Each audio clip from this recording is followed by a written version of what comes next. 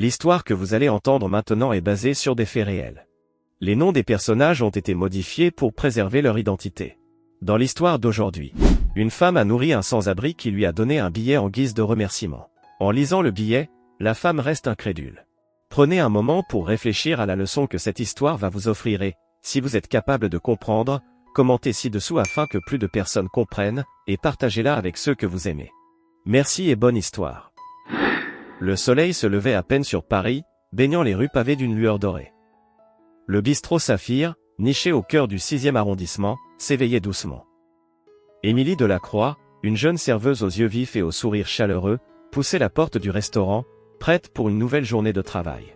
« Bonjour, Émilie », lança joyeusement Henri, le cuisinier, depuis les cuisines. « Prête pour une journée bien remplie ?»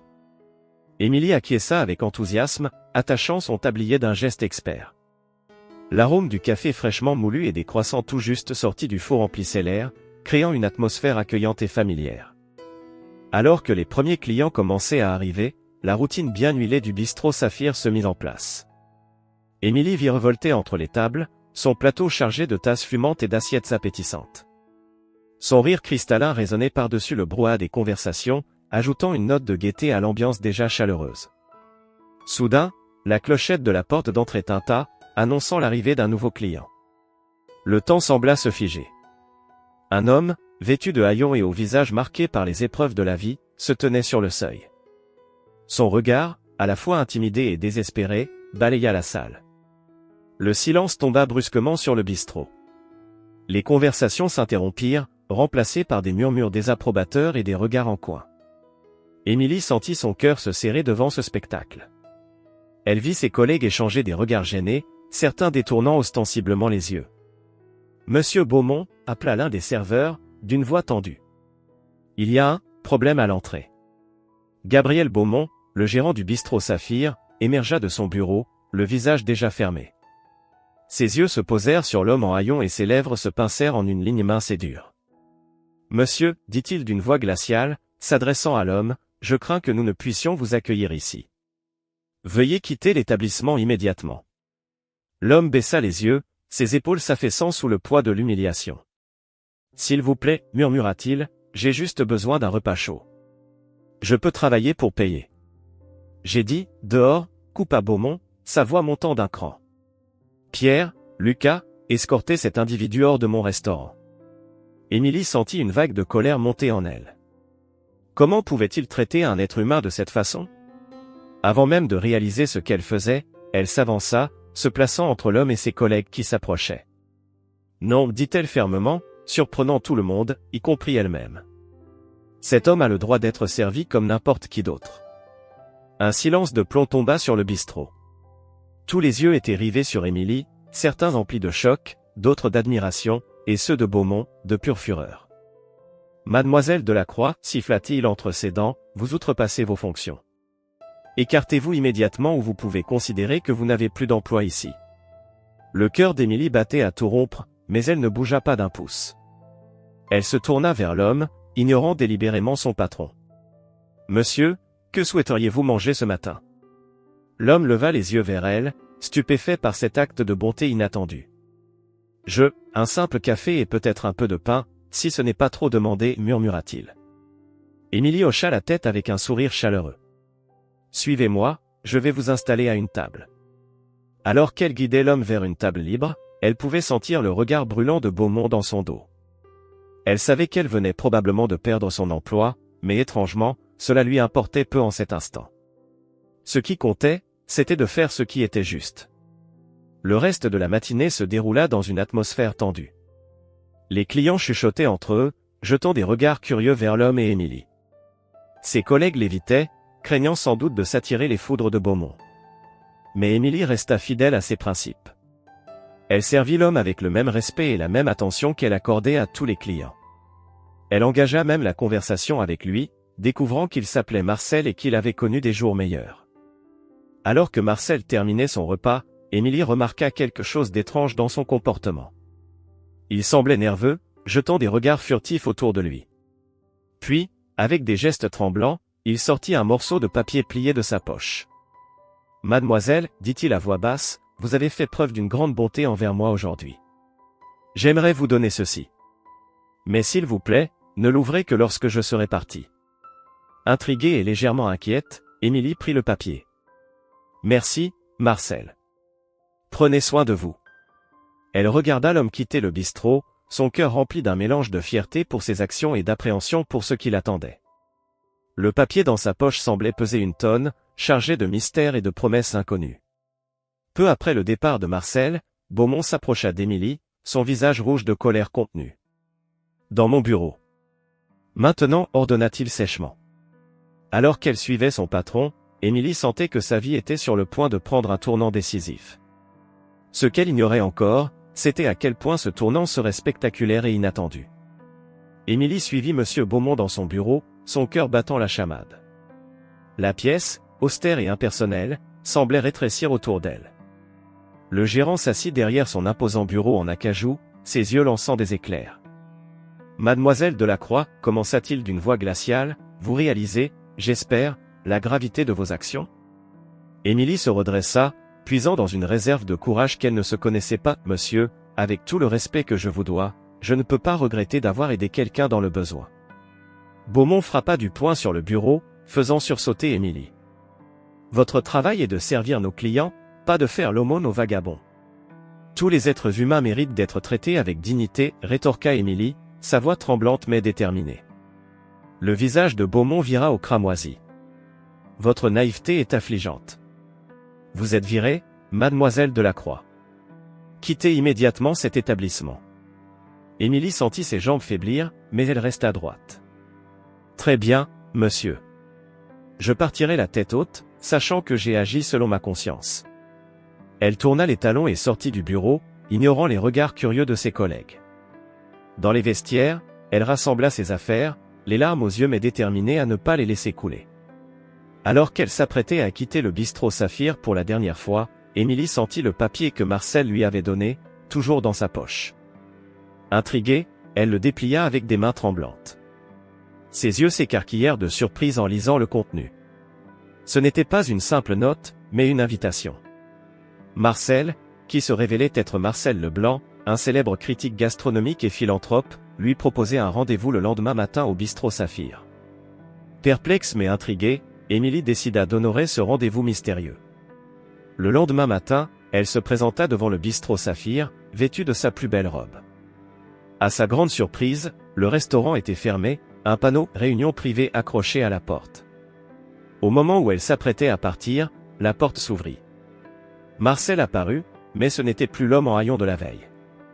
Il était élégamment vêtu d'un costume sur mesure, son visage rasé de près et ses cheveux soigneusement coiffés. « Mademoiselle Delacroix, dit-il avec un sourire chaleureux, je vous en prie, entrez. » Émilie le suivit à l'intérieur, abasourdie.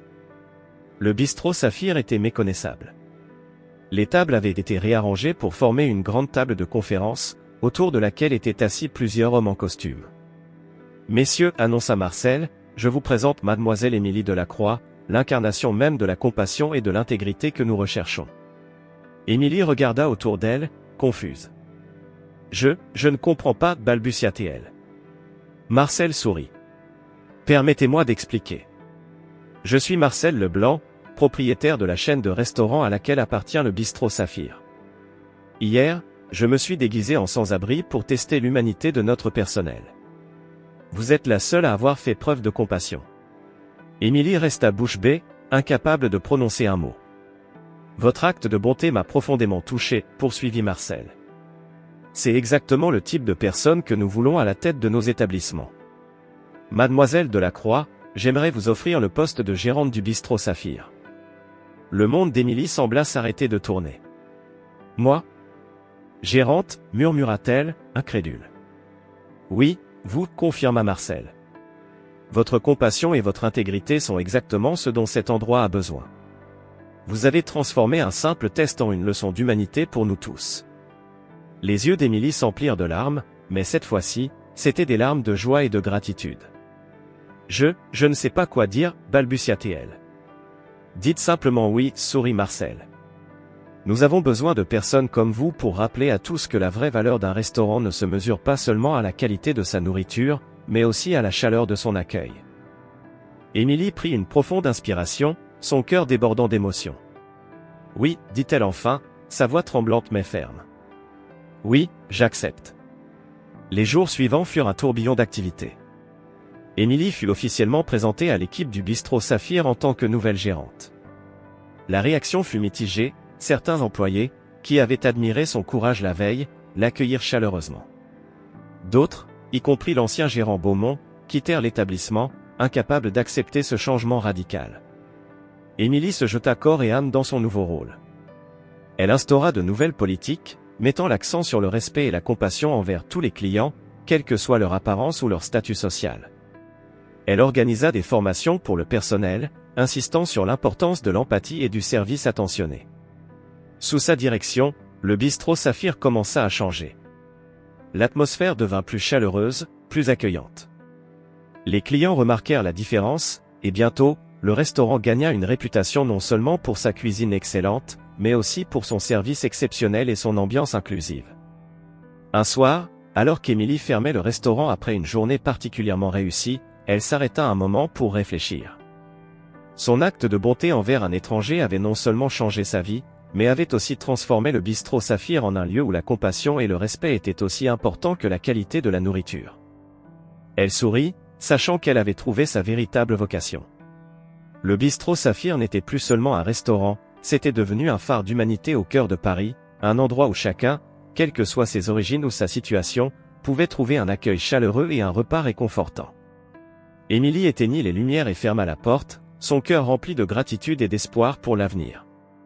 Elle savait que chaque jour apporterait de nouveaux défis, mais aussi de nouvelles opportunités de faire une différence dans la vie des gens, un sourire et un acte de bonté à la fois.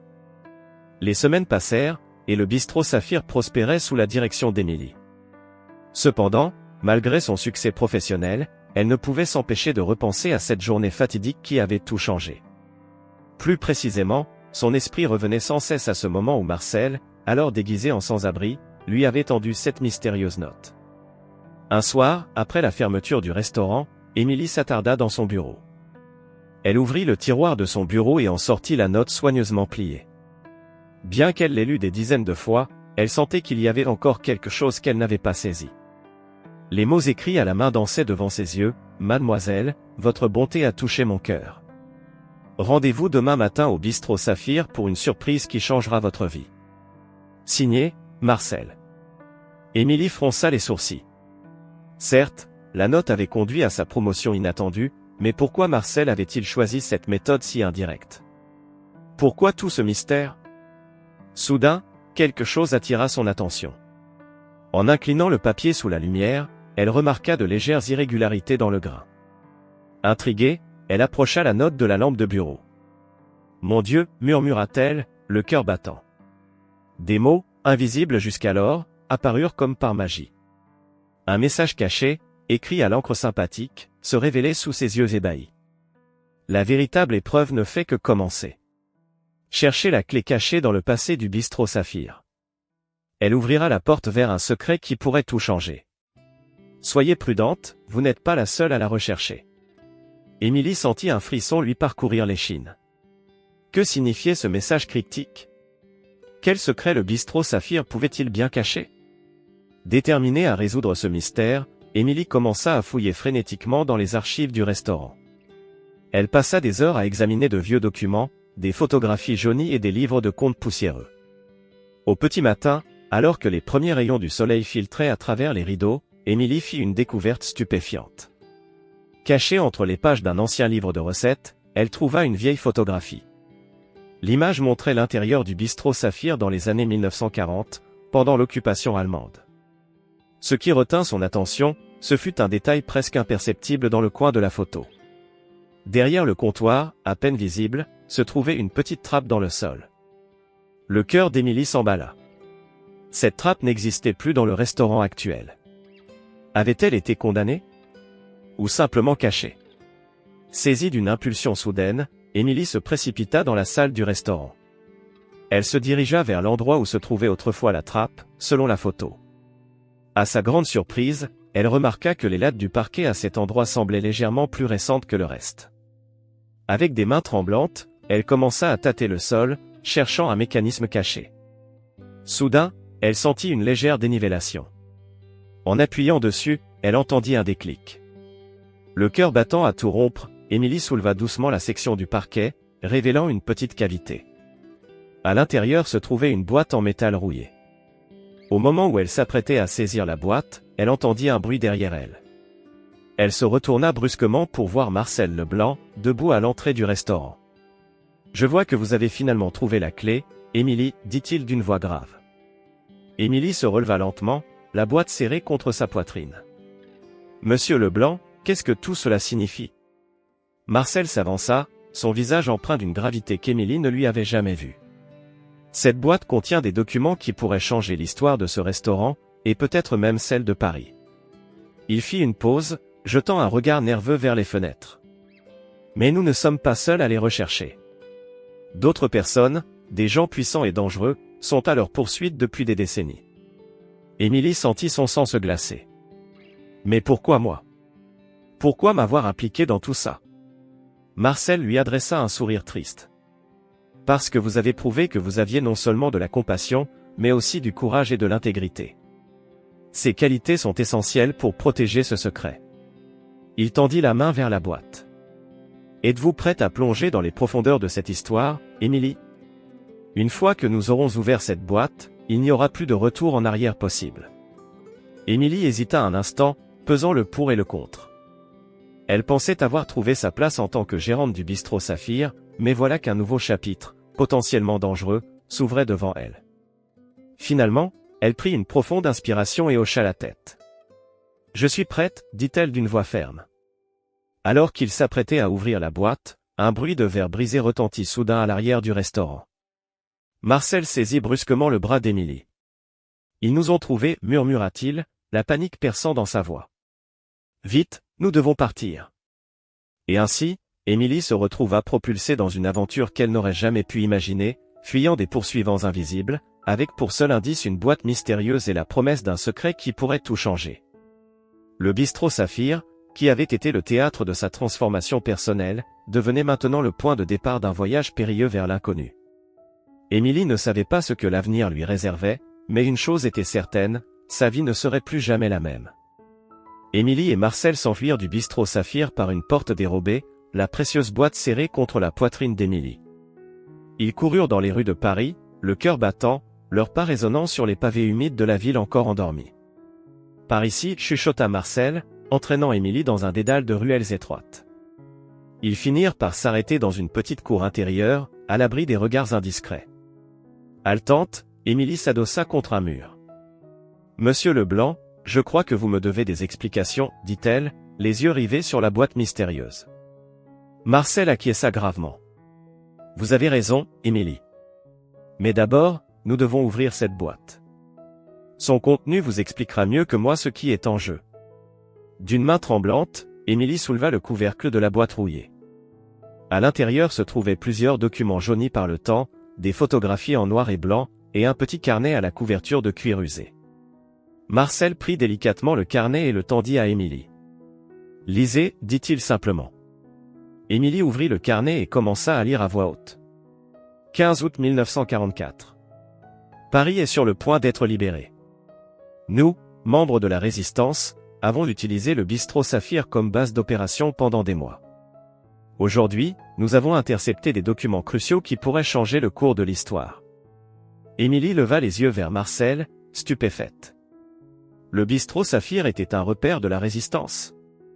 Marcel hocha la tête. C'est exact. Mais ce n'est que la partie émergée de l'iceberg. Continuez à lire.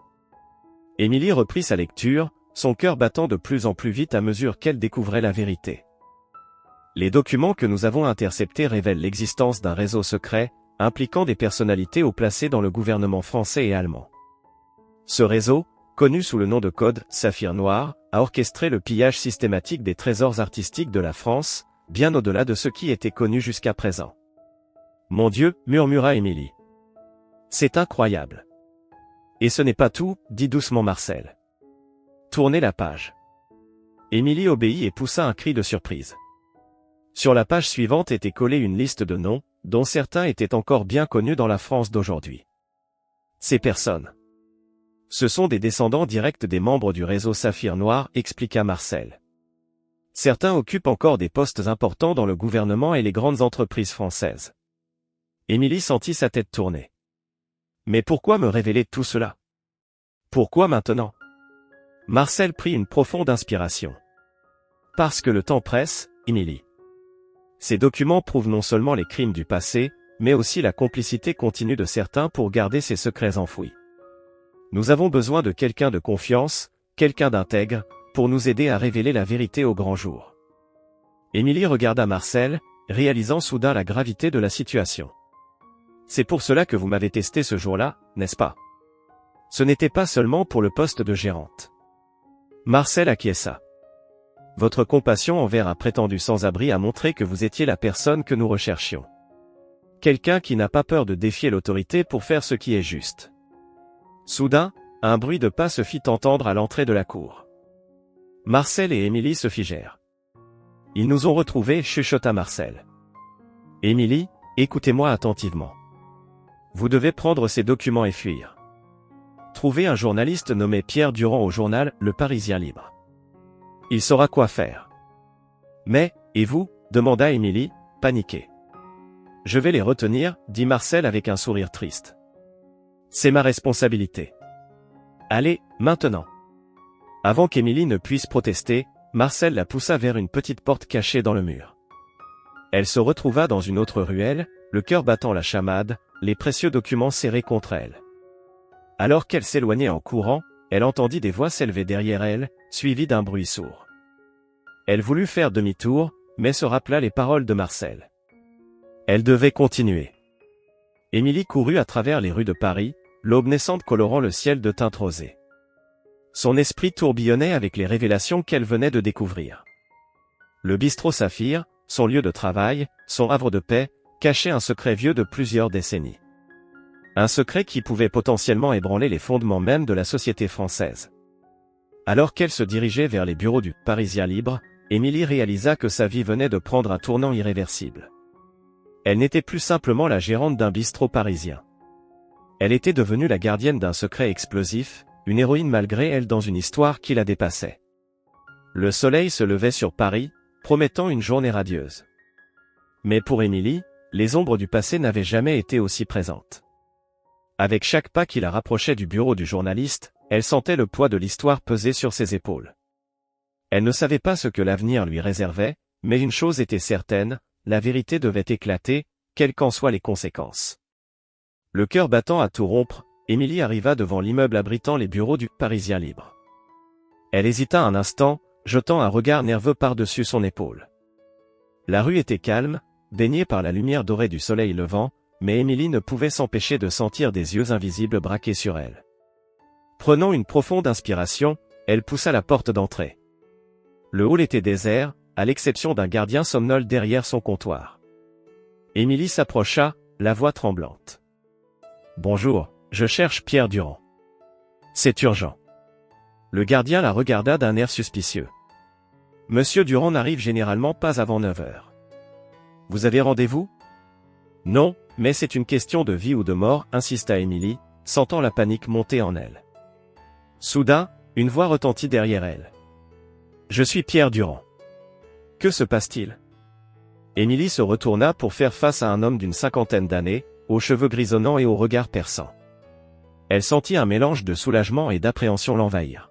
« Monsieur Durand, je m'appelle Émilie Delacroix. Marcel Leblanc m'a envoyé vous voir. Il m'a dit que vous sauriez quoi faire avec ceci. » Elle sortit les documents de son sac, les mains tremblantes. Le visage de Durand se figea. Il jeta un rapide coup d'œil autour de lui avant de saisir Émilie par le bras. « Suivez-moi, » murmura-t-il, l'entraînant vers l'ascenseur.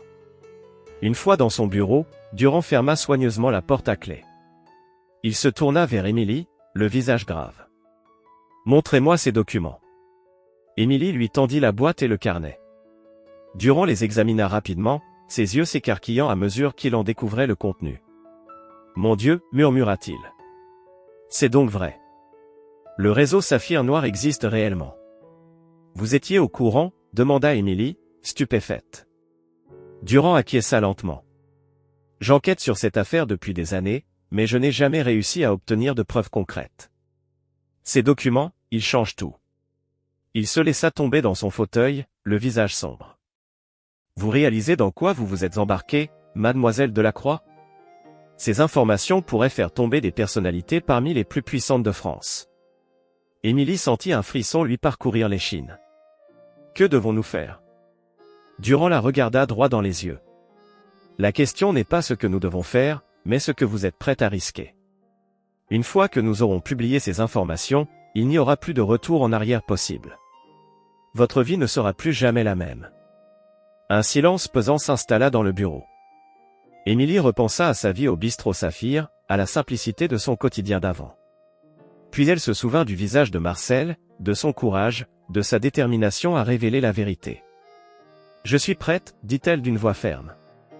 Ces secrets ont été gardés trop longtemps. Le peuple français a le droit de savoir. » Durand hocha la tête, un mélange de respect et d'inquiétude dans le regard. « Très bien. Commençons par... » Il fut interrompu par un bruit sourd provenant du couloir. Des pas lourds se rapprochaient rapidement. Durand se leva d'un bond, le visage pâle. « Ils nous ont trouvés, murmura-t-il. » Émilie sentit la panique l'envahir. « Que fait-on » Durand agit rapidement. Il saisit les documents et les fourra dans un sac. « Il y a une sortie de secours par mon bureau. Nous devons fuir, maintenant. » Au moment où il s'apprêtait à partir, la porte du bureau vola en éclats. Deux hommes en costume sombre firent irruption, leurs yeux balayant la pièce avant de se fixer sur Émilie et Durand. « Mademoiselle Delacroix, Monsieur Durand, dit l'un d'eux d'une voix glaciale. Je vous conseille de nous remettre ces documents immédiatement. Vous n'avez aucune idée des forces contre lesquelles vous vous battez. » Durand se plaça devant Émilie, protecteur. « Nous connaissons parfaitement ces forces, messieurs. Et c'est précisément pour cela que nous ne vous donnerons rien. » L'atmosphère dans le bureau était électrique, chargée de tension.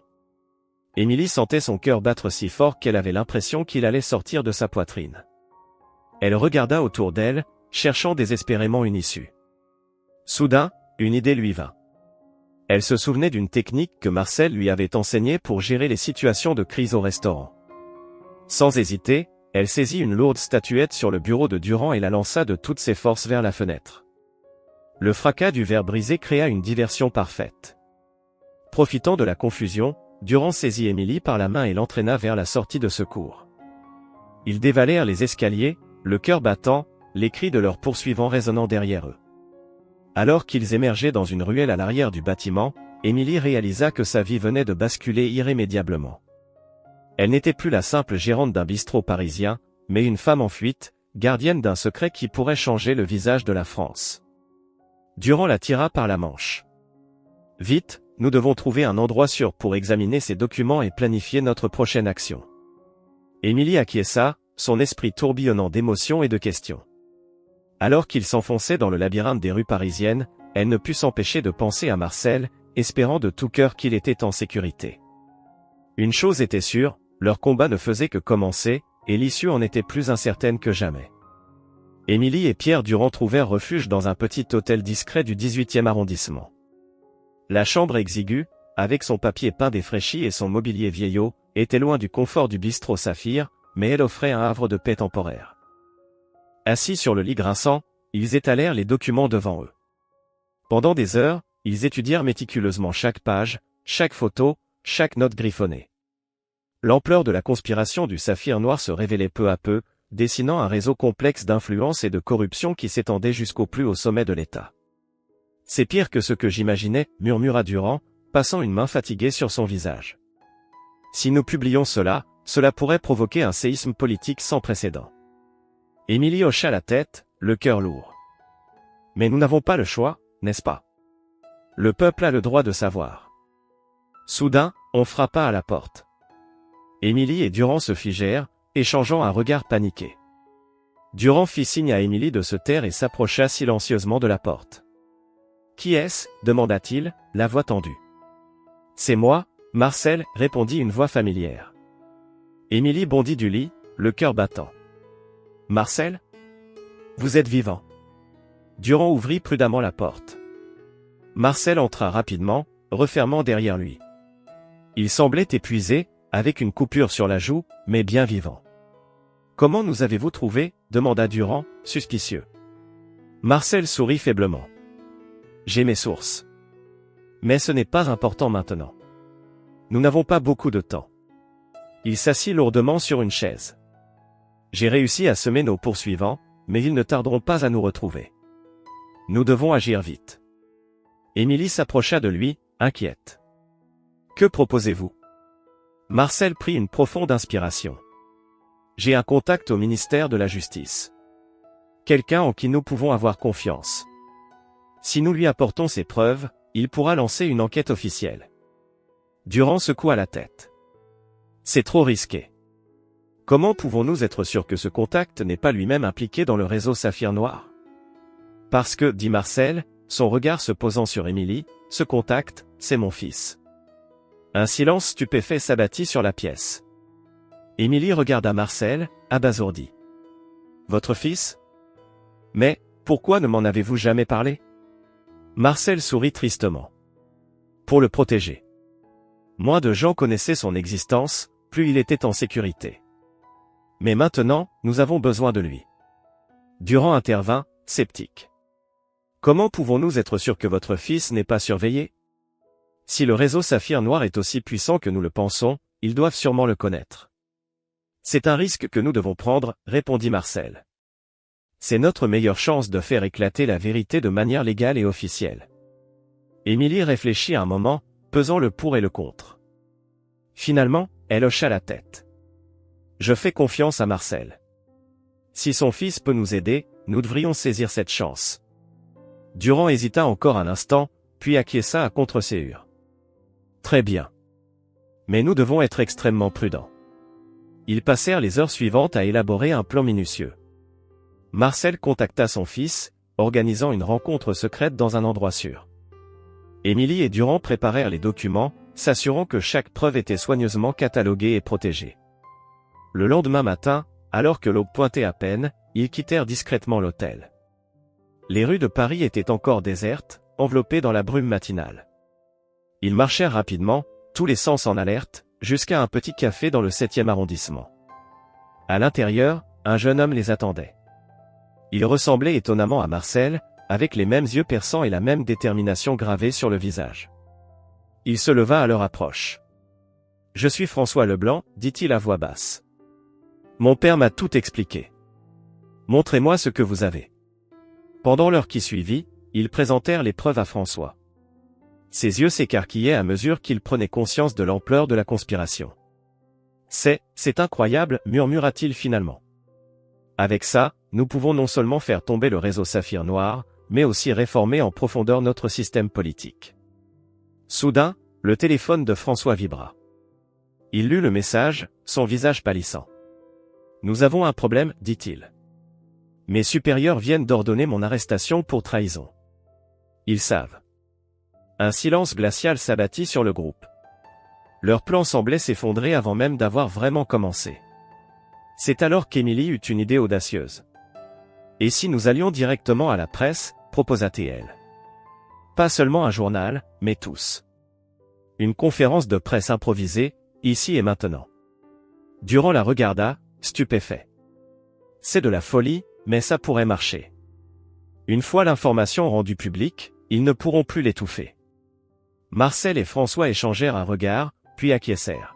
« Faisons-le, dit Marcel. » Les heures qui suivirent furent un tourbillon frénétique. Durand utilisa ses contacts dans les médias pour organiser une conférence de presse d'urgence. Émilie, Marcel et François préparèrent leurs déclarations, s'assurant que chaque fait était vérifié et chaque accusation étayée. À midi, ils se tenaient devant une assemblée de journalistes ébahis, dans la salle de conférence improvisée d'un grand hôtel parisien. Émilie, le cœur battant mais la voix ferme, prit la parole. « Mesdames et messieurs, ce que nous allons vous révéler aujourd'hui va changer le visage de notre nation. » Pendant les 2 heures qui suivirent, ils dévoilèrent l'intégralité de l'affaire du Saphir Noir. Les flashs crépitaient, les stylos grattaient frénétiquement sur les carnets, et les caméras tournaient sans interruption. Lorsqu'ils eurent terminé, un silence assourdissant tomba sur la salle. Puis, comme un barrage qui cède, les questions fusèrent de toutes parts. L'histoire du siècle venait d'éclater. Dans les jours et les semaines qui suivirent, la France fut secouée par un séisme politique sans précédent. Des arrestations en masse eurent lieu, des ministres démissionnèrent, et une commission d'enquête nationale fut mise en place. Émilie, Marcel, François et Durand furent célébrés comme des héros nationaux, mais ils savaient que leur combat ne faisait que commencer. La route vers la justice et la réforme serait longue et ardue. Un soir, alors qu'Émilie se tenait devant le bistrot Saphir, contemplant l'enseigne familière, elle réalisa à quel point sa vie avait changé. D'une simple gérante de bistrot, elle était devenue un symbole de courage et d'intégrité. Marcel s'approcha d'elle, posant une main sur son épaule. « Vous avez fait du bon travail, Émilie, dit-il doucement. Le bistrot Saphir a toujours été un lieu de résistance et de vérité.